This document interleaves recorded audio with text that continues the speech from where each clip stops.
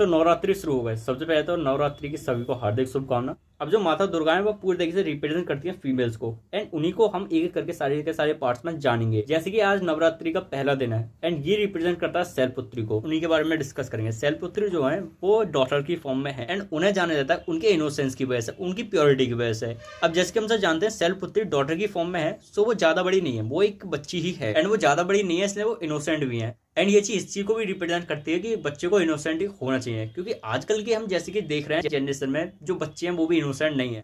छोटे से छोटे बच्चे भी गाली देते हैं और छोटे से छोटे बच्चे भी गलत कामों में लिप्त हैं। इन सब चीजों से बच्चों को दूर रहना चाहिए। इसी चीज का सिंबलिज्म है शैलपुत्री। एंड आजकल की जनरेशन में बहुत सारी ऐसी लड़कियां हैं जो कि अपने माँ बाप को उल्टा बोलते हैं। इवन कुछ तो ऐसी लड़कियां हैं जो कि अपने माँ बाप को मारती तक हैं।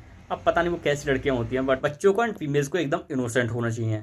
बच्चों को अपना बचपन जीना चाहिए, ना कि गलत कामों में लिप्त होना चाहिए। शैलपुत्री प्योरेस्ट गॉडेस हैं, वो रिप्रेजेंट करती हैं प्योरिटी को।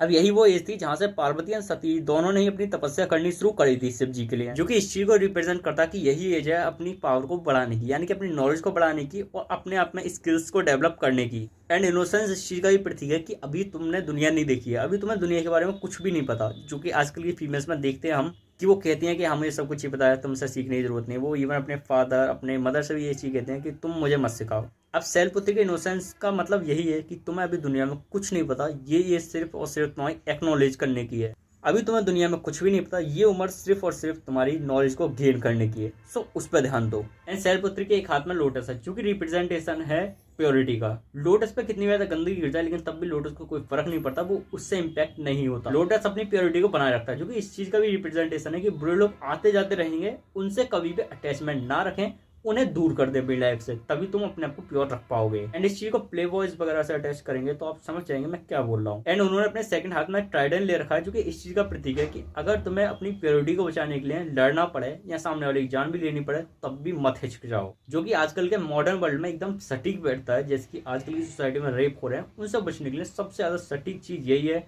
कि अपने आप को सेव करने के लिए अगर जान भी लेनी पड़ रही है ले लो, कोई दिक्कत नहीं।